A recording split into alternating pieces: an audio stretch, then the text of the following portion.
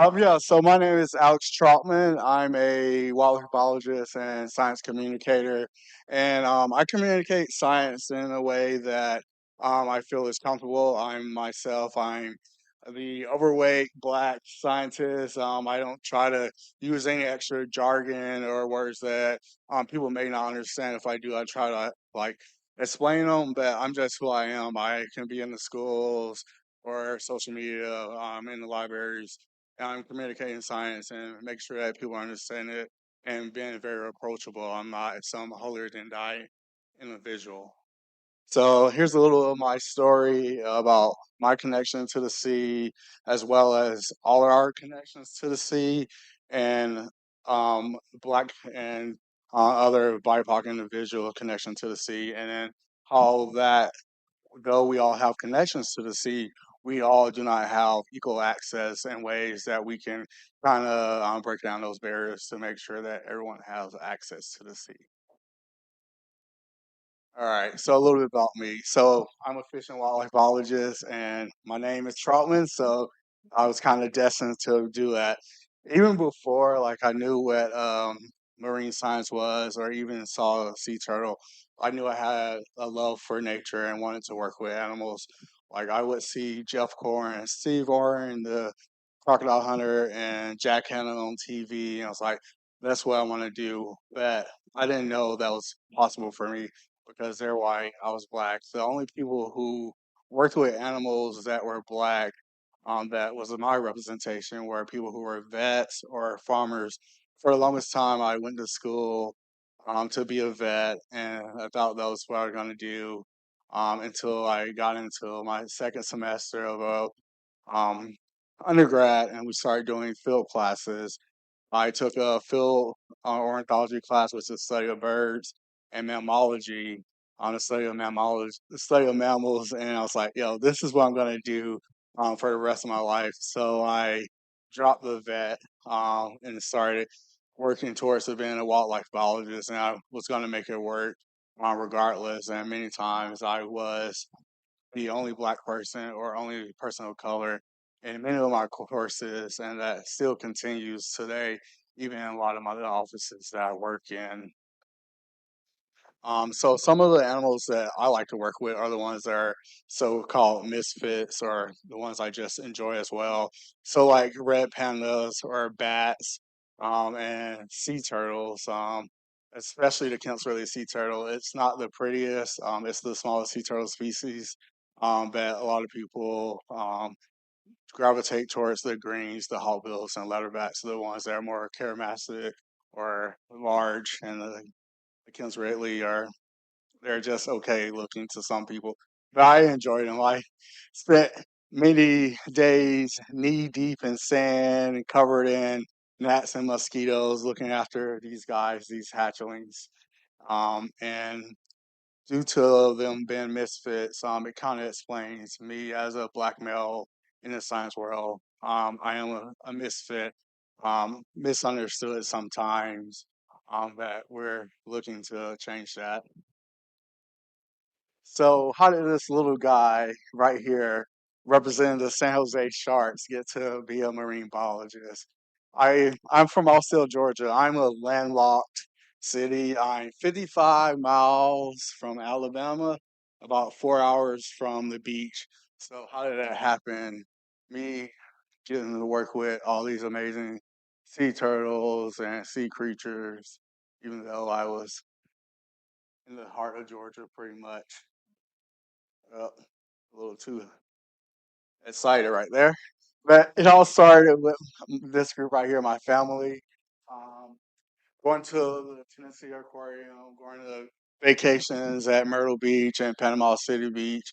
And my dad, he was the seafood manager at Public Supermarket back in Georgia. So a lot of times while my family was eating seafood, I was actually playing with it.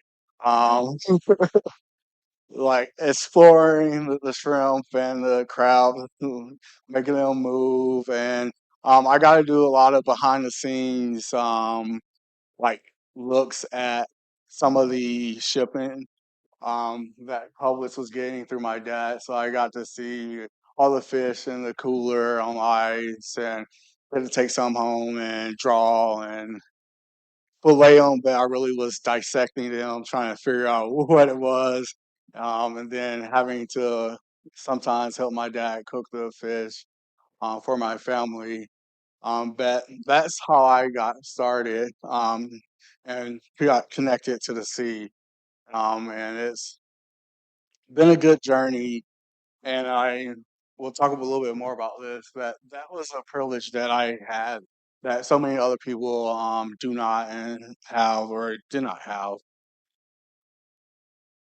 So we all are connected to the sea. So many of our food sources, building supplies are coming from the sea.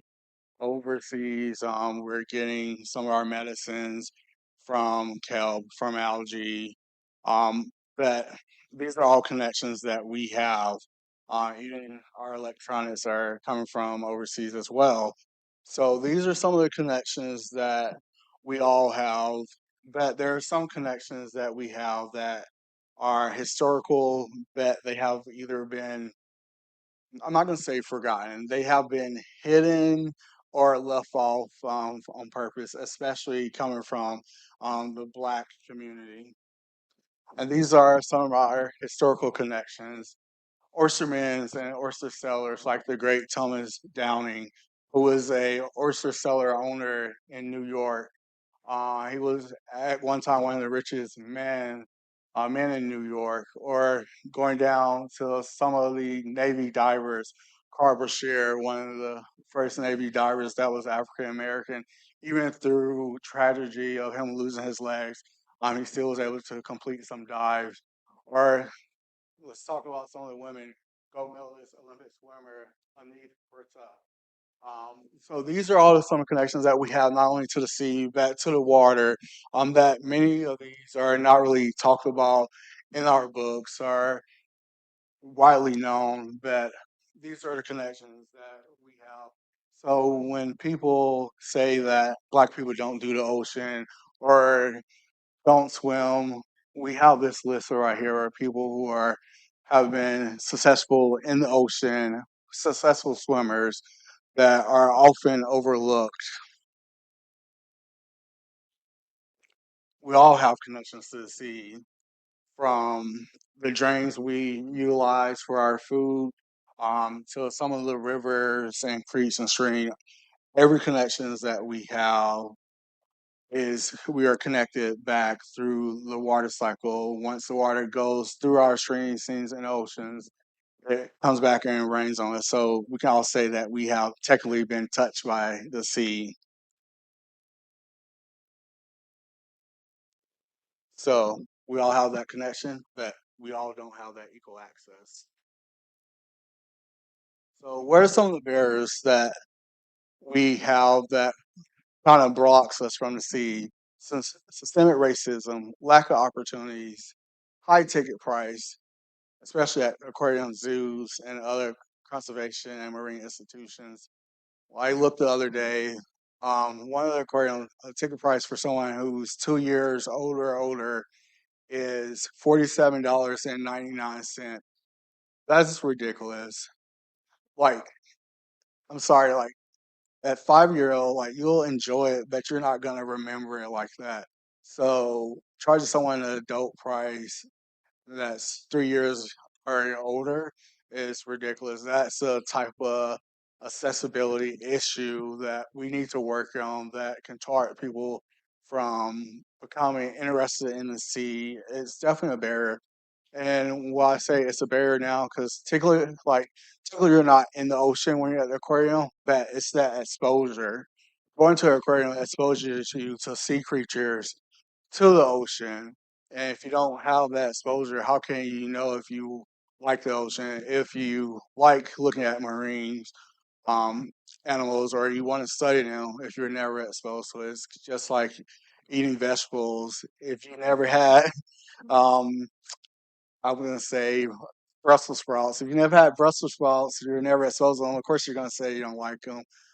But once you eat Brussels sprouts, you might like them. That's what happened to me. I ate some Brussels sprouts. They did have some bacon on them, but They were good.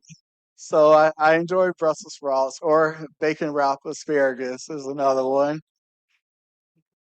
But also some other berries, a lot of materials that are in school is outdated. Like this science book right there, it's from 2007, 2008, and I went to a school a couple months ago, and they were still utilizing that book. So not only is it old and outdated, but there's so much information that is not being represented and presented to the students because the material is it's not up to speed on what's happening. Other barriers are stereotypes. Black people don't swim, or black people don't like water because we don't want to get our hair wet. Some of these other are community rules, was saying that there can be no more than 3 or 4 teenagers in a pool area at one time. And sometimes it's the concerned town people who are like, I'm worried they're up to no good. By, or if you allow them to come, they're gonna bring more crime, and that happens. Especially me, like doing work in the marsh. I had people call the police on me or stop by and see what I was doing just because I was in the marsh and I don't know for some reason a black guy in the marsh, you look like you're up to no good. Well, literally, I'm doing research and people would call the police, so I would see them from the distance coming back from the marsh and like, oh, here we go again. Explain to them, yes, I'm here. I'm looking at birds and nest searches. Like, there's nothing suspicious about this. But other barriers is the lack of finances, transportation, and adequate gear. So transportation to pools, transportation to the beach, and also gear that like allows you to enjoy the water. So whether that's snorkels, masks, or even just adequate shoes, it's things that can become a barrier. It may not seem like a big thing, but adequate gear, especially for me, like for instance, like wearing waders, like having the right size waders. Like I have some big ham hock legs, and I can't fit in waders that are for somebody that's a size medium or a larger. So I need those 2X, the big boy friendly ones. So having that gear where I can't successfully get in the gear and then trying to walk around in two small waders, it's definitely it's like I always say ham hock. So it's like I'm in a package getting ready to be sold. Like I'm walking like this. So don't try it if you never did before. It's not worth it. Also, language and science terms. So using those big words where people are not going to understand could definitely be a barrier. And if you are going to use them, make sure that you explain it to them in a way that they truly get it and not something that they're just nodding just for you to shut up and move on to the next thing. But make sure they actually can understand it. Make sure they actually can understand what's going on and comprehend. 'Cause sometimes you understand it, but you don't truly comprehend it. It's like me saying red, like you understand I said red, but are you comprehending that I'm talking about the color red, or I just read a sentence? So you want to make sure you're distinguishing and being understanding and make sure that it's clear before you are moving on. For some people, this is the largest body of water that they have seen or have been in. One of these, this one's Chattahoochee River. It runs through Georgia. I have been in that. I kayaked it. Others is a bathtub or a pool. Is what the large body of water they have seen or sometimes been in. And this is runoff from a severe flood. And that's the largest body of water that some people that live in cities have been in. So they have not had access to the water. And why is like what's the reasoning for that? It all starts with some of the rules that we have been through throughout our history. So segregation, restriction of beach use, saying that black people can't come to this beach, or it's having a beach that is so far degraded that it's not even worth your time going just to say, okay, you also have a beach. Why don't you go to your beach? It's racism. It's the people who threw nails at the bottom of pools in Cincinnati once there was a law passed that black people can also use that pool, or it's people throwing acid and bleach in pools just because they don't want black people to share the pool with them. It's false medical knowledge. It's saying black people can't swim because our bones are too dense. Now, I'm a big boy, but I still can float.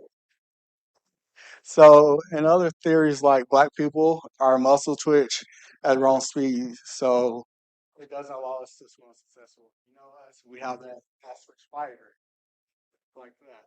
But other things, it's like stealing land, like Bruce's Beach right here. It was in Southern California that the government of California actually took it away from them using eminent domain and turned it into uh, another beach for white people. But recently, they were actually just giving the beach back and awarded money because of that. It's other cases like the white savior complex or the overzealous helper. Have you guys seen My Octopus Teacher? So there's a scene in there when I forget his name, I think it's Craig. When Craig is helping the octopus after she has just been like attacked by the pajama sharks, and he's like trying to feed her and nurse her back to health, but she's not really like going up for it and open up to it. Well, sometimes that's the case for people who want to help BIPOC individuals. It's you want to be the helper and do the most actions when sometimes we just need you to just be there, be in the presence, or it's not projecting the help that you want to do on us, but it's coming as, hey, how can I help you? Or, hey, I have these resources. What do you need? Instead of saying, you know what, I'm going to teach you how to swim. Maybe they don't want to know how to swim.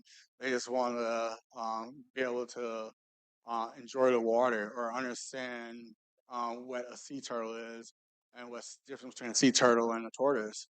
So it's more than that.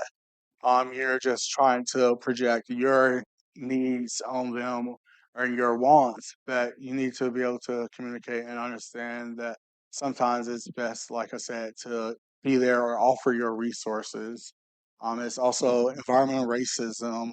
Waste treatment plants and factories are dumping water, um, dumping their trash into the water system that are near lower economic size individuals or many other beaches that were or sometimes it is still accessible to BIPOC individuals are in these polluted areas. So it's things like that that can create a barrier. Sometimes it's from like family history. My mom is afraid of the water. She can't swim, so she's not gonna teach me how to swim. Or her brother drowned in a pool, so she don't want me to learn how to swim. So that can be some of the barriers that is the reason why people are not active or connected to the ocean, or um, they have like the largest body of water they have been in or seen is the pool or the bathtub. But through acknowledging some of our differences and privileges, we can make the ocean accessible to all.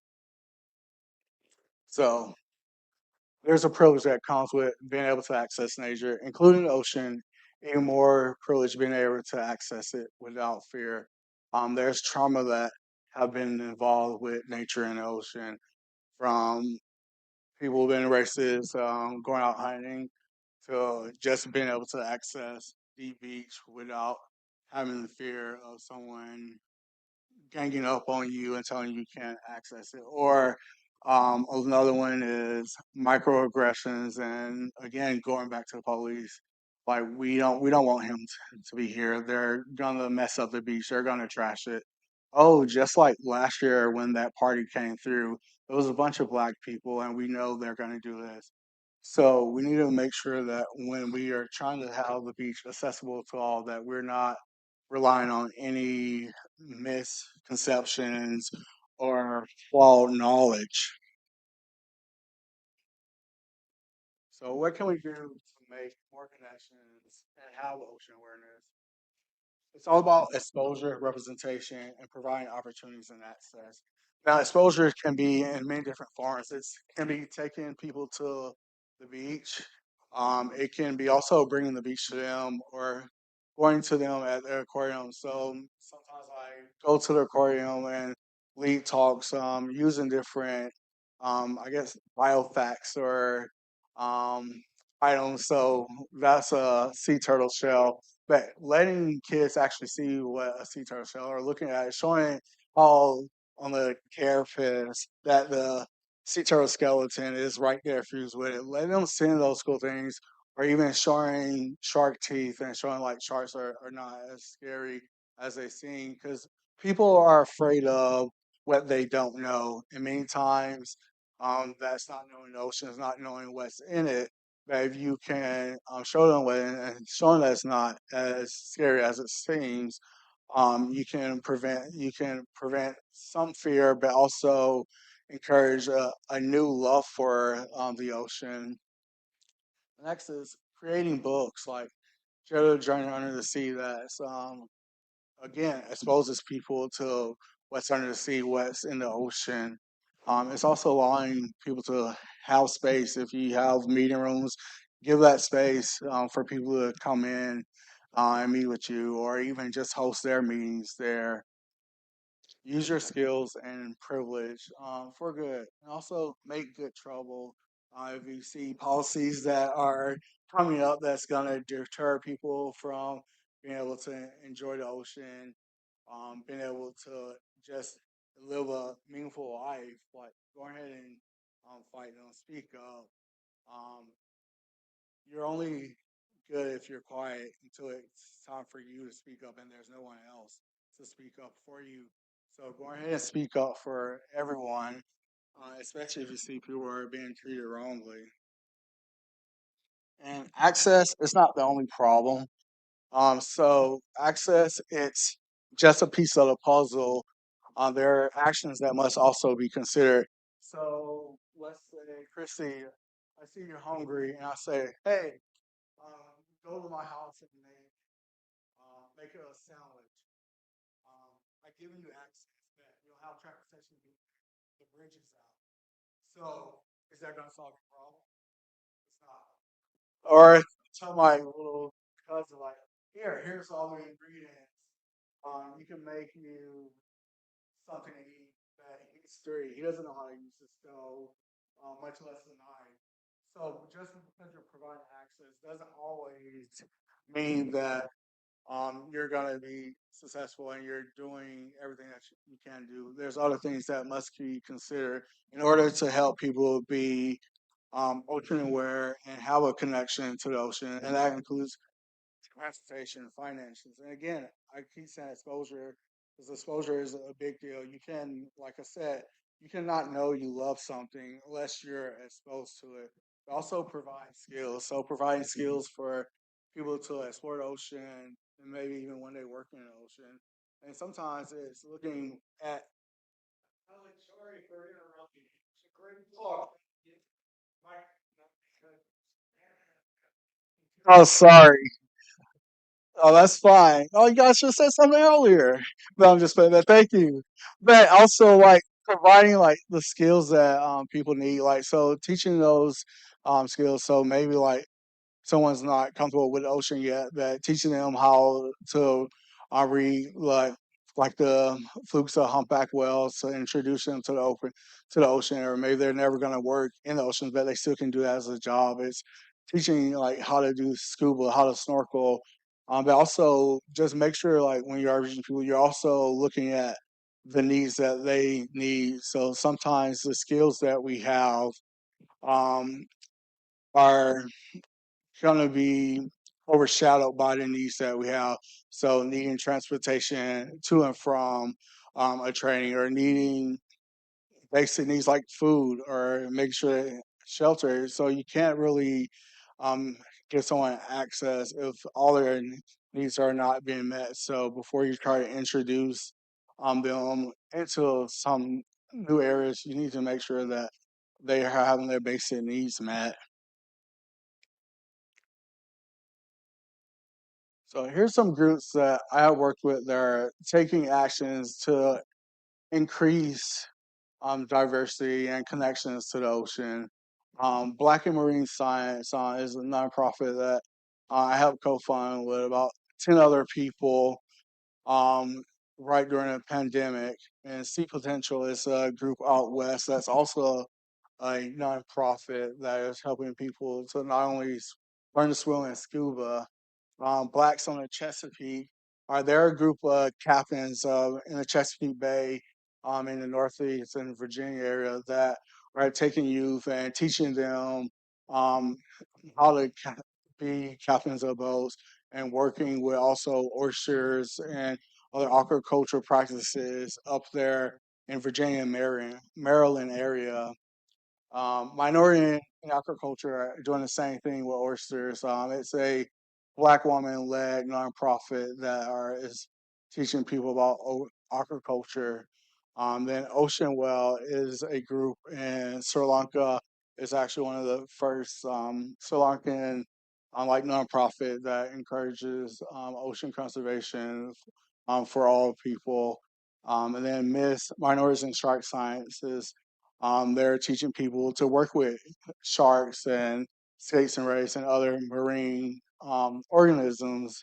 And MISA is minorities in aquariums and zoos. They're another group that is connecting people to the ocean through the aquarium. And BWINGS is Black Women in Ecology, Evolution, and Marine Science. These are all great groups that are connecting people to the ocean, either through lessons, classes, or actually getting out there with them. Sometimes the best thing you can do when encouraging people to get connected to the ocean is grab the hand and go out with them. Or if you have extra space in your boat, in your class, invite somebody out.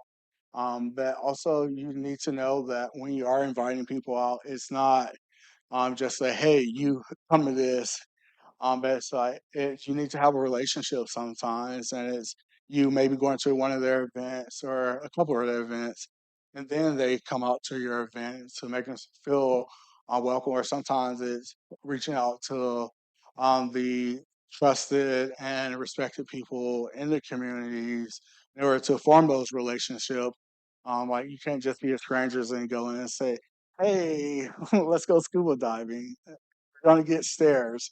So you need to form those relationships in order to be able to be welcoming and accepted in some of these communities.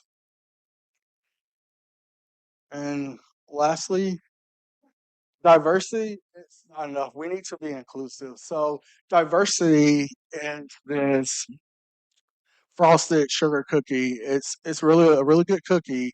But with that, you see the sprinkles are on top of the frosting. That's like diversity. You can say you're diverse. Yes, you have people that look totally different. They all come from different backgrounds, but you can wipe that diversity off, shake it, and pretty much all the sprinkles are going to be gone. That with a chocolate chip cookie, it's mixed into the dough and then it's baked in. And that's what inclusion is. So we need more inclusion. So in order to try to take the chocolate chip cookie out, a chocolate chip out of cookie, you gotta like destroy the cookie and try to pull the chocolate out. And then there's still gonna be chocolate left in the cookie.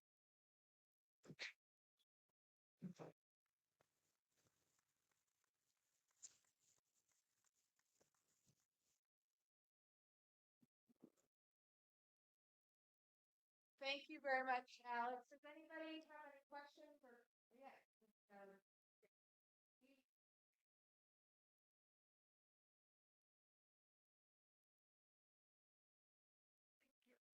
Hello, I'll try to. I don't. Am I working this right? Oh, okay. If you're going to be here for a while in the Keys, you might want to go down to our history of diving. What is that actually called? I hate talking like this, but anyway, almost every year there are a group of divers, and it could be black in marine science, but they come down and we get to go diving with them.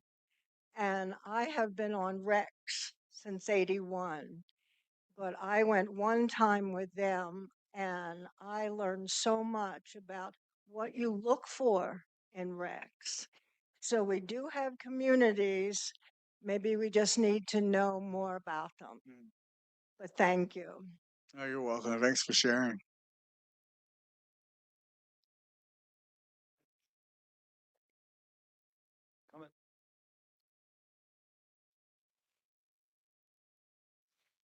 I live in an extreme rural area in eastern North Carolina, and I find that, kids of any race are at such a disadvantage for opportunities like, swimming and, having a job and staying in the area instead of leaving, when they get to a certain age. And I just wonder if any of your studies have touched on, rural issues specifically. So my studies have not like touched on those areas, but I have worked in some of those areas. I worked in rural Wisconsin, and I know like for me like a lot of opportunities that when I was talking to the kids, if they're not like in the actual area, it's outside of the city. And what I have also learned is that there are a lot of natural resource jobs that are in rural areas. So like forestry, there's also wildlife technicians. There, a lot of those are in the rural areas. And I guess sometimes what could be done is like going off of learning a skill and bringing it back. Um, Especially if it's something like there's our hatcheries as well that are in rural areas. So there's definitely a big problem that we are facing. Because let's face it, kids, they want to be where the fun is, and a lot of times that's not our rural areas anymore. So we definitely need more studies to be done on ways that we can ensure that kids are staying there, or even how to help build up rural areas.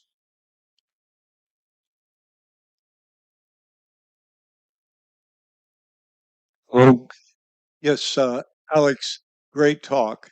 And you ended with a perfect metaphor.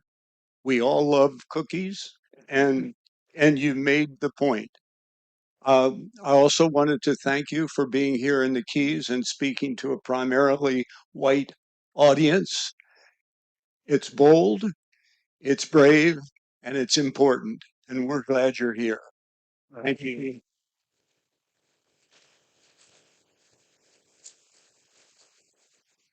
Yeah, I wanted to point out to people that some people may be listening to Alex's talk and go, is this really still a problem today? And it very much is. I spent almost 10 years on the board of a small public charter school in Newark, New Jersey. There is no place in New Jersey where you can't be at the beach within an hour. And most of the children in this school, it was primarily black, 98, 99%, had never been to the beach. So one of the things we did every year is we took them to the beach. We took them out. We had saltwater aquariums in every classroom. To your point, Alex, if they can't get to the beach, bring the beach to them. And another program that was involved with the school that I think was really terrific and I would like to see expand to more cities is a program called Horizons. And what it does is it provides summer education for kids who fall behind over the summer because their parents aren't taking them to museums, they're working two jobs, they're not taking them camping, they're not taking them to the zoo. Most of these kids are latchkey, they don't have anything in terms of resources for the summer. And one of the coolest things that they do in this program is every kid learns how to swim over the summer. So they spend at least part of every day in a pool. And if you've lived in an area like New Jersey or Pennsylvania where water is all around you, for a kid not to know how to swim is just, it's unbelievable.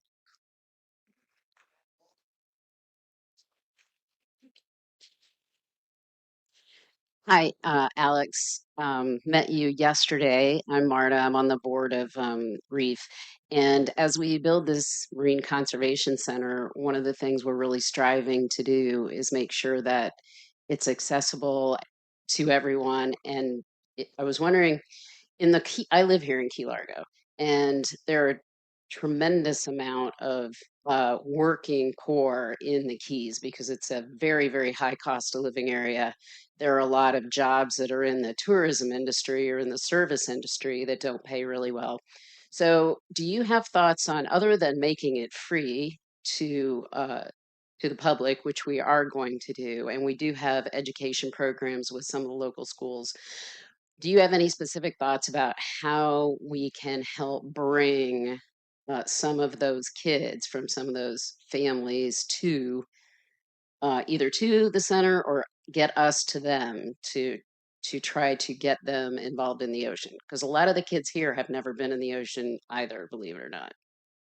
Yeah, so I guess some ideas is like maybe start off like quarterly, having like a bus that goes to the community center and brings them to you guys, or creating like going to the community center and having that space there and just showing them like, hey, this is what we have coming up. If you want to come to this, like we have a bus coming out in 2 months, and you can sign up for it and come and meet us here. And then once they have like a repertoire with you, maybe it'll be a little bit easier for them to come out like, hey, mom, like if you have a day off, I would like to go out to the center, if that's possible. So definitely, I would say see if you can start like quarterly, going out, or even just twice a year, trying to just starting that, just saying this is what we have available. This is where we are, and then like getting them to come on the bus, or even just going out there, or even if like they're having like PTA meetings or career day, going out to the career days and showing them and letting them know about what's is up there.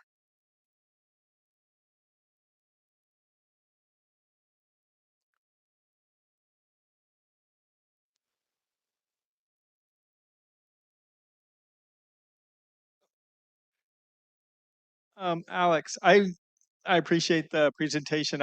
I saw, or you mentioned you were originally in ornithology with your biology, and did you switch completely to marine applicate or marine sciences, or are you still kind of in the biology field all around?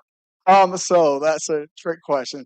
So, I like to call myself a quilted biologist because I have freshwater policy. I worked in a marine field. I worked with bats. I worked with birds, and they're all quilted together to make me one biologist. But right now I'm in the fellowship for it's weird. It's a marine policy fellowship, but I'm working in a freshwater office. But I do work with some marine species, like salmon, as well. So I'm like mixed in there. But yeah, my focus is still mainly, once I get out of the fellowship, we'll be back to marine and birds. But I'm a quilted biologist.